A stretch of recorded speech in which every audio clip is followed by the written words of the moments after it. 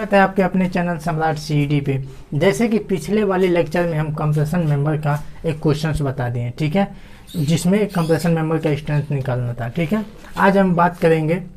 देखिए एक और बात, उसमें एक लड़के ने क्वेश्चन किया है, अमित कुमार नाम के लड़के ने, ठीक है, तो उस डाउट को हम लेक्चर के अंत में क्लियर कर देंगे। तब तक हम क्या कहते हैं, कंप्रेशन मेंबर के डिज़ाइन के बारे में बात करते हैं। ठीक है, तो डिज़ाइन करेंगे कैसे। देखिए डिज़ाइन करने के लिए सबसे पहले हम क्या करेंगे कि उस सेक्शन का सिलेक्शन करेंगे, ठीक है, कि हमें किस सेक्शन का उसमें लगाना है। देखिए ठीक है, और डिज़ाइन करने के लिए हमें कुछ डाटा वैल्यू प्राप्त आती है। जैसे हमें ये पता रहेगा कि उस पर कितना फोर्स आ रहा है, ठीक है, कितने न्यूटन बियर करने के लिए हम सेक्शन का सिलेक्शन करेंगे। और हमें लेंथ भी पता रहेगा कि कितने लेंथ में हमें डिज़ाइन करना है। जैसे मान लीजिए यहाँ से यहाँ हमें मेंबर लगाना है, तो ये तो लेंथ हमें पता रहेगी ना कि यहाँ से यहाँ तक कितना लेंथ है, तो हमें लेंथ भी पता रहेगी। बाहर से आने वाला लोड और लेंथ को लेकर हम डिज़ाइन करते हैं। ठीक है, तो जब हम डिज़ाइन करते हैं तो सबसे पहले ये चीज़ करेंगे कि हम सेक्शन का सिलेक्शन कर लेंगे कि हमें क्या करना है, आई सेक्शन यूज़ करना है या फिर एंगल सेक्शन यूज़ करना है या चैनल सेक्शन यूज़ करना है। ठीक है, इसके हिसाब से हम करते हैं। तो मान लीजिए कि हम एंगल सेक्शन का यूज़ कर रहे हैं, ठीक है, और एंगल सेक्शन का हम यूज़ कर रहे हैं तो हमें पता है कि इस पर इतना लोड आ रहा है और हमें परमिसिबल स्ट्रेस इक्वल टू होता क्या है, F/A। ठीक है, F/A होता है और हमें पता करना क्या है, सेक्शन का एरिया पता करना है। तो हम क्या करेंगे, एरिया इक्वल टू क्या हो जाएगा, F/ परमिसिबल स्ट्रेस। ठीक है, अब देखिए परमिसिबल स्ट्रेस हम लाएंगे कहाँ से, हम क्या करेंगे कि मान लेंगे, अगर देखिए यदि हम एंगल सेक्शन ले रहे हैं, ठीक है, तो उसके लिए हम क्या कहते हैं, स्लेंडरनेस रेशियो 100 पे जो उसकी परमिसिबल स्ट्रेस मानते हैं वो 80, ठीक है, 80 न्यूटन पर mm²। ठीक है, अब उसके बाद से आई सेक्शन। देखिए आई सेक्शन क्या होता है, इसी के उल्टा हो जाता है। आपको याद करने का तरीका भी रहेगा, क्या हो जाएगा कि स्लेंडरनेस रेशियो क्या हो जाएगा, 80 हो जाएगा। ठीक है, और वहाँ पे स्ट्रेस की वैल्यू कितनी हो जाएगी, 100 न्यूटन पर mm² हो जाएगी। और क्या होता है, कंबाइंड लेंगे। कंबाइंड का मतलब जैसे मान लीजिए डबल आई सेक्शन यूज़ करके लगा रहे हैं या फिर डबल चैनल सेक्शन यूज़ करके या प्लेट के साथ ज्वाइंट करके यूज में ले रहे हैं। तो अगर इस तरह को लेकर डिज़ाइन करते हैं तो उसके लिए हम क्या करते हैं, जो स्लेंडरनेस रेशियो होता है हम 40 ले लेते हैं और इसकी जो वैल्यू हो जाती है स्ट्रेस की 140 न्यूटन पर mm² हो जाती है। ठीक है, अब देखिए हमें ये स्ट्रेस पता चल गया। और एक और चीज़ होता है, हम ये स्ट्रेस डायरेक्ट तो इस वैल्यू में रखेंगे नहीं। क्या होगा, जब हम जॉइंट जब ये डिज़ाइन करेंगे तो इसके इंड कंडीशन पे भी डिपेंड करता है कि जो वो मेंबर लगा है उसका इंड का कंडीशन कैसा है, एक रिवेट द्वारा जोड़ा है या फिर 2 रिवेट द्वारा जोड़ा है या फिर बेल्डेड है। ठीक है, तो हम मान के चलते हैं कि उसमें एक से ज़्यादा रिवेट द्वारा जोड़ा गया। जब एक से ज़्यादा रिवेट द्वारा जोड़ा गया रहता है, ठीक है, तो उसके लिए जो इफेक्टिव लेंथ होता है 0.85L होता है। ठीक है, ये उसकी क्या होती है, इफेक्टिव लेंथ हो जाती है। अब देखिए यह हम सिलेंडर, मान लीजिए कि हम एंगल सेक्शन को लेकर चल रहे हैं तो ये वाली डाटा हम लेंगे। ठीक है, अब हम क्या करेंगे कि जैसे मान लीजिए यहाँ से अब ये परमिसिबल स्ट्रेस ये है। ठीक है, जब देखिए जब इफेक्टिव लेंथ 0.85L होता है तो ये डाटा वैल्यू नहीं चेंज होती। अगर चेंज होता, जैसे मान लीजिए इफेक्टिव लेंथ अगर एक रिवेट द्वारा जुड़ा होता तो फिर इसका हम 80% लेते हैं, आपको पिछले वाले लेक्चर में बताए हैं। लेकिन इस कंडीशन में क्या है, इफेक्टिव लेंथ खुद 0.85L है, तो उस कंडीशन में 80% ना लेकर ये टोटल लेंगे। तो यहाँ से हम एरिया क्या कर लेते हैं, F/80 से हम क्या करेंगे, सेक्शनल, हमें एरिया प्राप्त हो जाएगा। ये अनुमानित एरिया प्राप्त हो जाएगा। इस एरिया का मतलब ये हुआ कि जो हम एरिया लेंगे इससे जो एरिया आएगा उससे कम नहीं होना चाहिए। ठीक है, इससे हम क्या करेंगे, एरिया प्राप्त कर लेंगे। उसके बाद से हम क्या प्राप्त करेंगे, लिस्ट रेडियस ऑफ जायरेशन। देखिए लिस्ट रेडियस ऑफ जायरेशन प्राप्त करने के लिए क्या करेंगे, R इक्वल टू क्या होता है आपका, लिस्ट रेडियस ऑफ जायरेशन। ठीक है, तो L इक्वल टू हो जाएगा स्लेंडरनेस रेशियो, ये आपका लिस्ट रेडियस ऑफ जायरेशन होगा। ठीक है, देखिए हमें क्या हुआ, इसकी ये आपकी इफेक्टिव लेंथ है और ये आपकी स्लेंडरनेस रेशियो है। देखिए स्लेंडरनेस रेशियो जो हम लिए हैं 100 के लिए लिए हैं, ठीक है, और ये आपका 80 उसका क्या आया था, स्ट्रेस आया था। तो यहाँ पे हम क्या करेंगे, लैम्डा की वैल्यू रख देंगे, कितना, 100, और ये इफेक्टिव लेंथ हमें पता ही है, जिससे हमें क्या निकल जाएगा, ये लिस्ट रेडियस ऑफ जायरेशन निकल जाएगा। देखिए हमें क्या क्या पता चल गया, लिस्ट रेडियस ऑफ जायरेशन चल गया, आर पता चल गया, ठीक है, और हमें अनुमानित एरिया पता चल गया।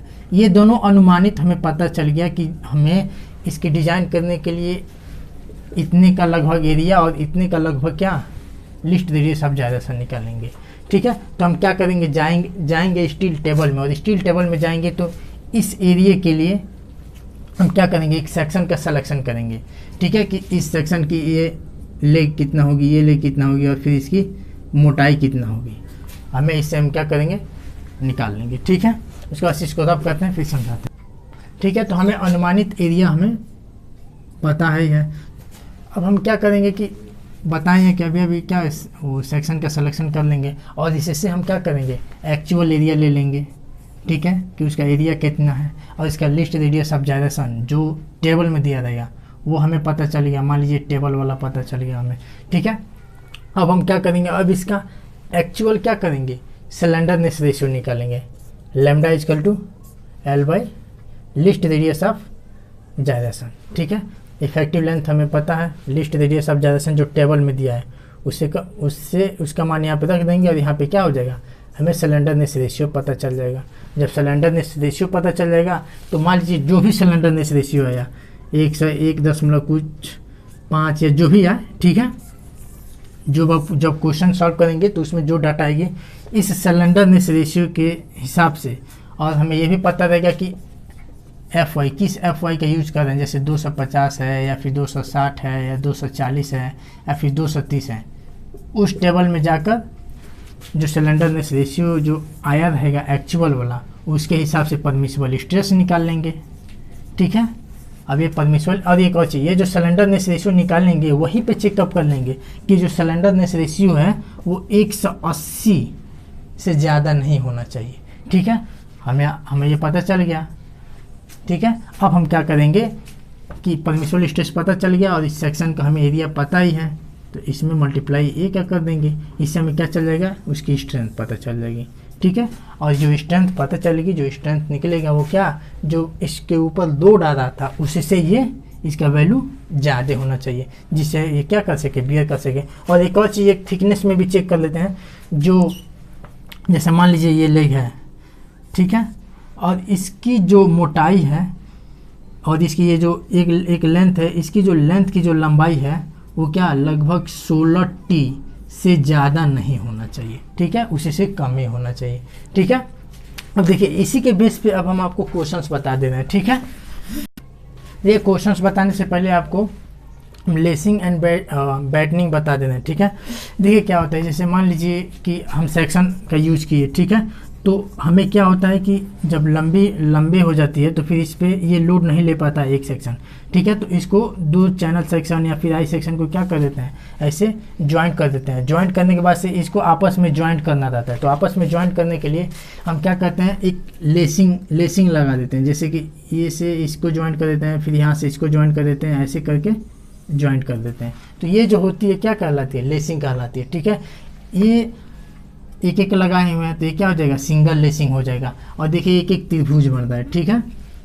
और ये जो सिंगल लेसिंग होता है, इसमें ये जो एंगल होता है ये 40 से कम नहीं होना चाहिए, ठीक है, 40 डिग्री से कम नहीं होना चाहिए और 70 से ज़्यादा भी नहीं होना चाहिए, ठीक है। तो ये सिंगल लेसिंग होता है। अब इसी में क्या करते हैं, एक एक और मजबूती के लिए एक एक और लगा देते हैं, तो क्या होता है, ये डबल लेसिंग हो जाता है, ठीक है। ये इस तरह का जो होता है वो डबल लेसिंग हो जाता है। और बैटनिंग क्या होता है कि यहाँ जहाँ पे जॉइंट है वहाँ पे ऐसे बैटन लगा देते हैं, ठीक है। ये आपका क्या होती है, बैटनिंग हो जाती है। और देखिए, और ये जो लेसिंग जो बार है इसका सिलेंडरनेस रेशियो 145 से ज़्यादा नहीं होना चाहिए, ठीक है, इससे कम ही होना चाहिए, ठीक है। देखिए इसके बारे में बुक में और ज़्यादा डिटेल दिया है, लेकिन एग्ज़ाम में बस इतना काफ़ी है, ठीक है। इसके बाद से देखिए अभी स्टार्ट में ही कहे थे कि अमित कुमार ने एक क्वेश्चन किया था, उस क्वेश्चन को मैं बता दे रहा हूँ। जैसे अमित कुमार ने क्वेश्चन पूछा था, जैसे क्वेश्चन दिया था, ये मान लिए एंगल सेक्शन था, ठीक है, ऐसे ये एंगल सेक्शन था, 2 जॉइंट था, कंबाइंड था ये, ठीक है।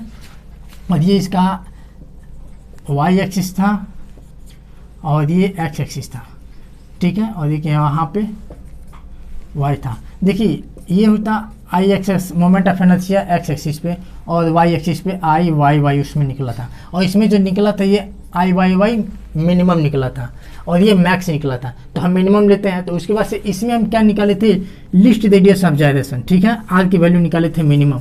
तो देखिए हम मिनिमम जो निकाले थे रूट करके आई वाई वाई बाई ए करके निकाले थे, लेकिन उस लड़के का कहना है कि सर आप इसको क्यों निकाले, टेबल से डायरेक्ट आप आर एक्स की वैल्यू क्यों नहीं लिए। देखो हम आर एक्स की वैल्यू इसलिए नहीं लिए हैं क्योंकि ये आई वाई वाई मिनिमम आया है और ये आपका यहाँ पे है, ठीक है।